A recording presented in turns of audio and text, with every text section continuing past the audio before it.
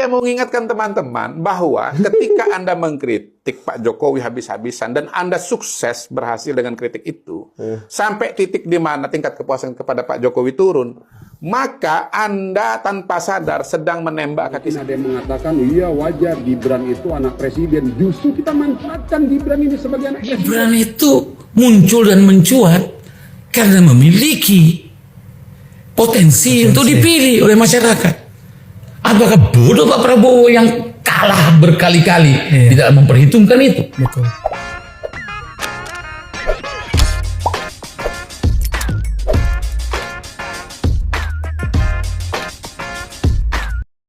Baik sahabat sekalian, jumpa lagi bersama saya di channel ini, di mana pada kesempatan video kali ini saya coba mereaksi beberapa buah video terkait Gibran Rakabuming Raka. Tahu bersama bahwa Gibran saat ini telah lolos menjadi cawapres dari Prabowo Subianto.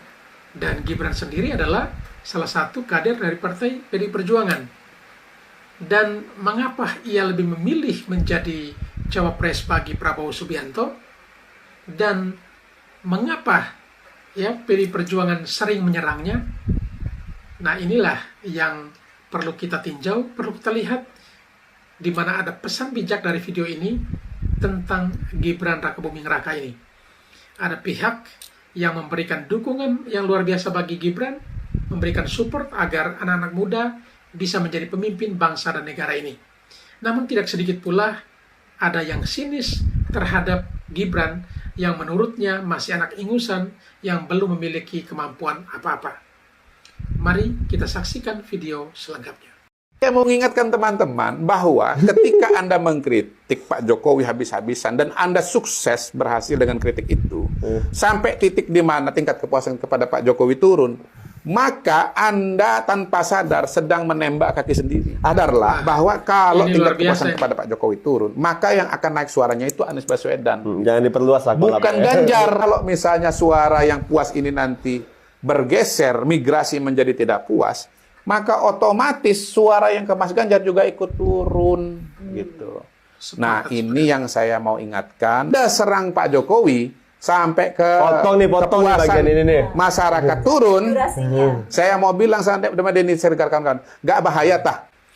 Baik, ini luar biasanya komentar dari Bung Kodari ini, bahwa banyak pihak dalam hal ini dari PDI Perjuangan sendiri yang kebanyakan akhir-akhir ini menyerang Jokowi akibat dari Gibran berubah haluan atau juga masuk menjadi cawapres dari Prabowo Subianto. Menurut Bung Kodari ini bahwa jika Anda terus-terusan menghakimi atau menyerang Jokowi, sama halnya Anda menyerang diri sendiri. Karena Jokowi itu sendiri adalah kader dari Partai PDI Perjuangan atau petugas Partai PDI Perjuangan. Sehingga ketika orang PDI Perjuangan sendiri yang menghakimi atau mau menjatuhkan Jokowi, sama dengan menjatuhkan diri sendiri. Sehingga kata Bung Kodari tadi memang sangat masuk akal. Justru simpatisan dari PDI Perjuangan itu jika kecewa dengan Jokowi akibat omongan atau juga kata-kata ataupun juga serangan-serangan dilakukan oleh PDI Perjuangan sendiri, justru bukannya mendukung Mahfud MD, malah akan mendukung Anies Baswedan. Oleh karena itu, dalam kata lain, bahwa ketika PDI Perjuangan menyerang Jokowi, sama halnya dengan menguntungkan paket Anies Baswedan dan Cak Imin. Gibran makin populer. Kenapa saya katakan makin populer? Ya karena memang dia sudah populer, sehingga saya menggunakan kata makin populer. Dan semakin populer lagi, oleh karena situasi politik belakangan ini, 1 sampai 2 atau 3 hari belakangan ini, ketika dia menjadi cawapres berpasangan dengan Prabowo.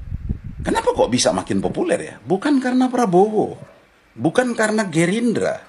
Menurut saya, PDIP dan masyarakat kita tidak banyak belajar tentang psikologi masyarakat kita. Perhatikan, waktu PDIP digandrungi oleh masyarakat, sehingga menjadi pemenang sampai hari ini. Dia mulai dengan perjuangan-perjuangan yang memang menunjukkan keberpihakan kepada wong cilik. Dan Orde Baru yang menganiaya PDIP, kemudian menimbulkan simpati rakyat secara masif. Dan hasilnya PDIP benar-benar percaya sampai hari ini. Ingat, Jokowi dianggap enteng oleh elit khusus dari partai besar. Dan banyak mengatakan, termasuk Yusuf Kala mengatakan, bagaimana bisa Jokowi jadi presiden sementara dia belum berpengalaman, bisa rusak negara ini katanya. Padahal dia justru kemudian menjadi wapres dari Jokowi. Ini orang tidak banyak belajar. Maksudnya saya begini, masyarakat kita akan bersimpati kepada figur-figur yang teraniaya, yang disolimi, yang dicaci maki. Itu kan yang dialami oleh Jokowi waktu itu kan. Dan kemudian simpati rakyat begitu besar. Jadilah sekarang 2 periode Jokowi itu benar-benar berhasil mendapatkan simpati rakyat yang sebesar-besarnya. Dan sangat kuat kedudukannya. Nah, Rocky Gerung mencaci maki Jokowi. Jokowi tidak balas. Tetapi Jokowi mendapatkan keuntungan dengan makin luas dukungan kepada Jokowi. Nah sekarang Gibran. Apakah kita nggak belajar dari kasus-kasus, dari peristiwa-peristiwa sebelumnya? Orang yang disolimi itu biasanya akan mendapatkan simpati yang besar banget. Dan itu yang sedang dipetik oleh Gibran hari ini. Terserah apakah memang Gibran berada pada posisi melenceng, tidak segaris lurus dengan partainya, atau katakanlah tidak konsisten. Itu satu hal. Tapi itu biasanya hanya bisa dilihat oleh elit politik yang terdidik, ya, para pengamat politik. Sementara pengamat politik berapa sih prosentasinya? Apakah bisa mengalahkan rakyat banyak yang bersimpati kemudian kepada Gibran gara-gara dicaci maki? Ada orang mengatakan anak kecil lah, mengatakan pengkhianat dan segala macam. Dan coba lihat di medsos, caci maki terhadap Gibran itu semakin meluas. Apakah Gibran itu membalas? Enggak, santai aja dia. Mungkin dia banyak belajar sama bapaknya.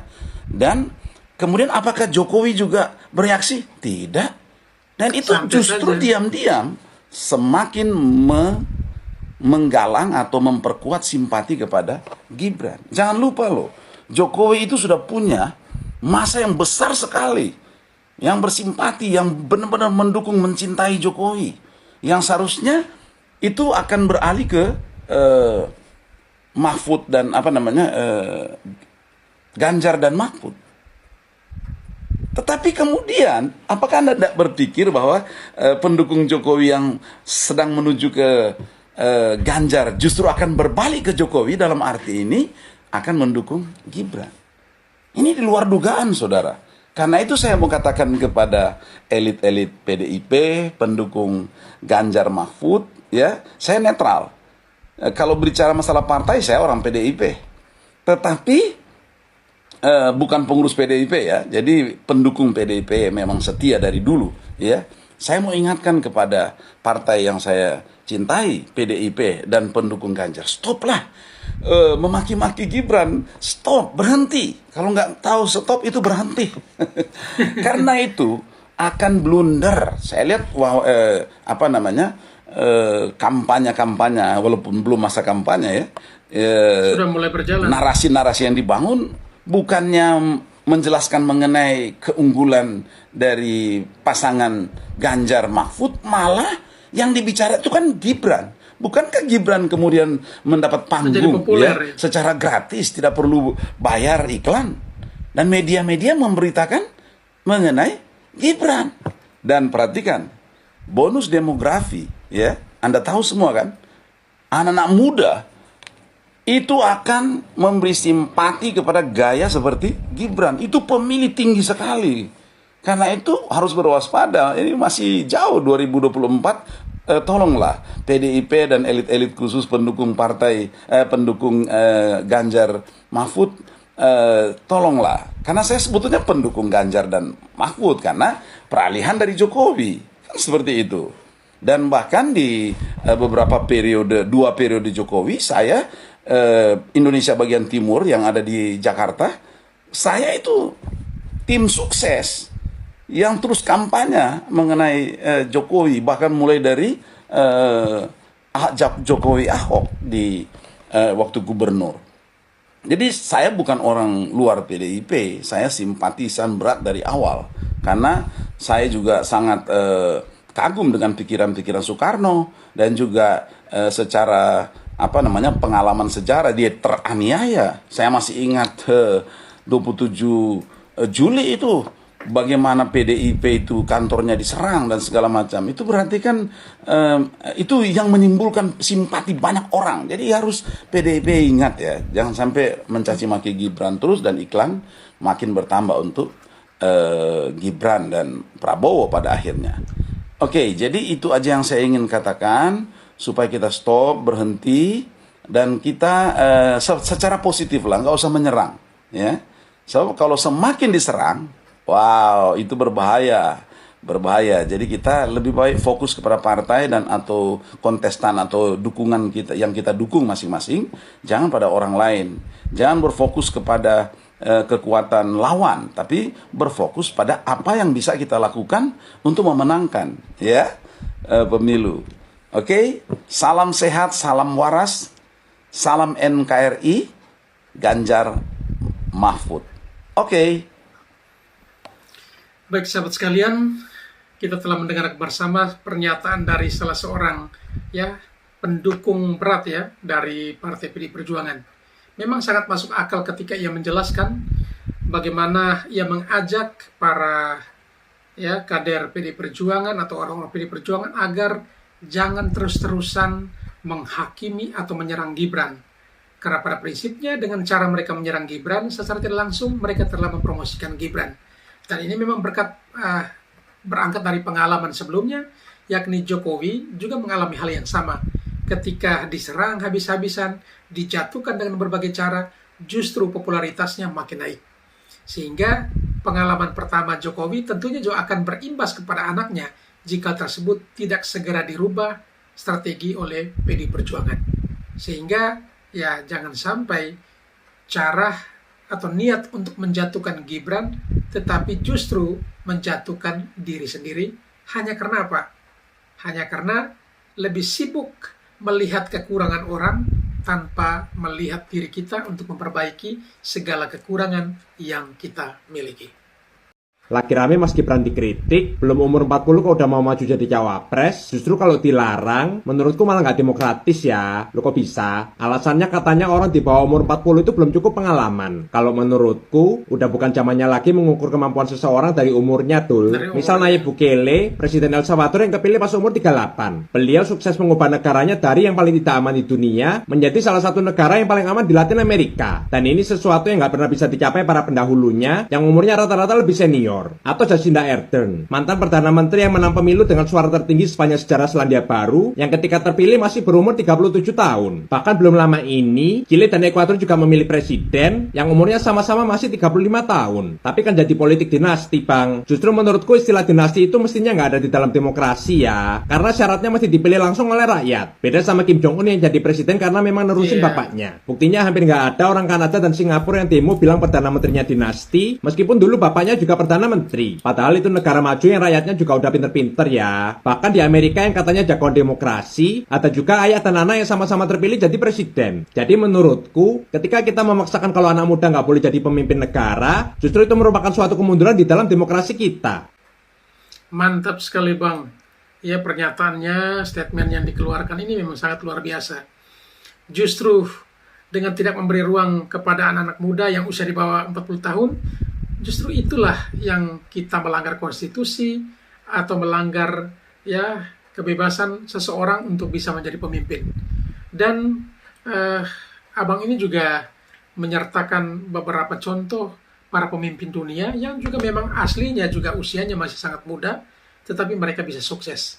Nah, kalau memang ada orang yang usianya di bawah 40 tahun dan juga bisa sukses, kenapa tidak diberikan kesempatan kepada Gibran untuk membuktikan dirinya bahwa pantas dan layak untuk masuk dalam kontestasi Pilpres kali ini. Gibran itu muncul dan mencuat karena memiliki potensi untuk dipilih oleh masyarakat. Apakah bodoh Pak Prabowo yang kalah berkali-kali tidak memperhitungkan itu? Betul. Dulu Prabowo ketika bergabung kepada Jokowi ada banyak yang menolak dan kemudian meninggalkan Prabowo. Berarti dia bukan pendukung Prabowo. Betul tidak? Betul. Dia mendukung Prabowo karena membenci Jokowi. Karena dia membenci Jokowi, maka dia pilihannya ke Prabowo. Ketika Prabowo bersentuhan dengan Jokowi, dia tinggalkan karena kebenciannya ada di situ. Ya. Sama saja dengan Pak Jokowi. Kita lihat sekarang, pendukung-pendukung Jokowi tiba-tiba meninggalkan Jokowi karena sebenarnya bukan Jokowi yang dia dukung. Yang dia dukung adalah kebenciannya kepada Prabowo. Sangat masuk akal ya. Jadi kebanyakan juga yang pendukung Jokowi itu akibat dari orang-orang yang membenci Prabowo. Sehingga ketika Jokowi mendukung Prabowo, rame-rame Jokowi ditinggalkan. Sama halnya juga Prabowo rame-rame ditinggalkan hanya karena Prabowo bergabung dengan Jokowi. Karena sesungguhnya Prabowo itu bukan pilihan mereka, tetapi pilihan mereka adalah kebenciannya terhadap Jokowi. Memang penjelasan yang sangat luar biasa dan sangat masuk akal. Mungkin ada yang mengatakan, iya wajar Gibran itu anak presiden. Justru kita manfaatkan Gibran ini sebagai anak presiden. Untuk apa? Untuk manfaat yang diterima oleh Gibran ini bisa dirasakan oleh seluruh anak muda di Indonesia. Bahwa sekarang ke depan, narasi 5 tahun ke depan tidak boleh lagi ada yang bisa melihat sebelah mata kepada generasi muda. Apabila dia ingin berkarya dan berkarir dalam panggung mereka masing-masing. Dan dalam dunia mereka masing-masing. Baik, memang sangat benar.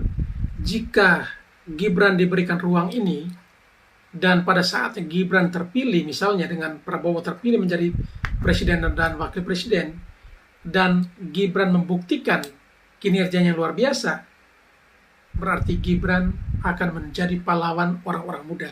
Kenapa? Yang selama ini orang-orang muda sering dianggap sebelah mata, karena dianggap masih labil, belum matang, tetapi ketika Gibran tampil menjadi pemimpin dan juga bisa berbuat sesuatu yang bermanfaat bagi bangsa dan negara ini, ya tunjukkan dengan kinerja yang luar biasa, ini secara tidak langsung akan membuka ruang yang lebar, pintu yang lebar bagi anak-anak muda Indonesia untuk bisa bertanding di kancah perpolitikan dan menunjukkan kepada dunia bahwa orang-orang muda juga patut diberikan kesempatan untuk bisa memimpin bangsa dan negara. Bapaknya sama-sama presiden, anaknya sama-sama ketua partai, tapi yang dihina dan disebut politik dinasti hanyalah Jokowi dan Kaisang. Wow, politik memang kejam.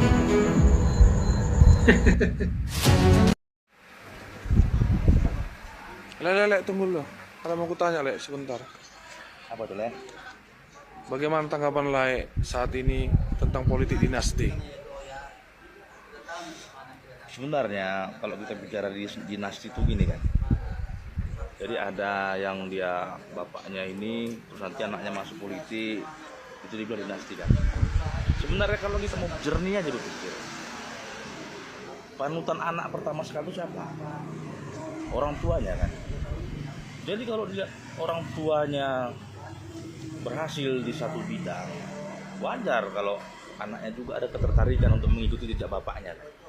Iya. Ya kayak aku contohnya, misalnya mudah-mudahan jadi pengacara sukses. Nah kan ada anakku. Terus kalau anakku mau jadi pengacara lagi, kenapa rupanya? Kalau dia tinggal meneruskan, kenapa rupanya? Anak Man Paris, anak Uto Sibuan, anak politisi-politisi juga semua. Nggak ada itu. Itu kan senjata-senjata politik aja dibilang politik dinasti. Kalau nggak kau pilih nggak menang kan gitu. Ini kan demokrasi. Demokrasi itu bebas. Itu aja. Jadi nggak ada tuh politik dinasti. Kau coblos kalau kau suruh, kalau nggak suruh nggak usah kau coblos. Oke. Ya, sangat sepakat dengan abang ini ya. Analoginya sangat masuk akal.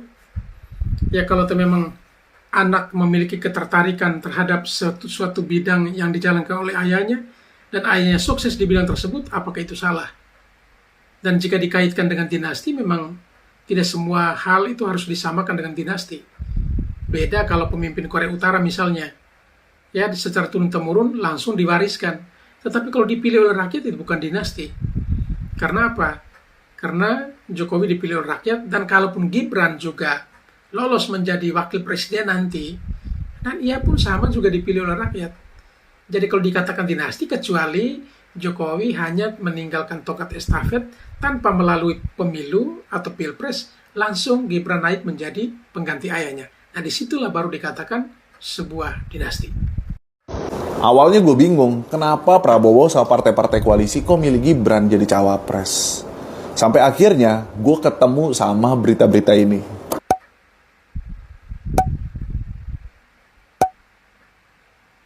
Ya ini cuma asumsi aja ya.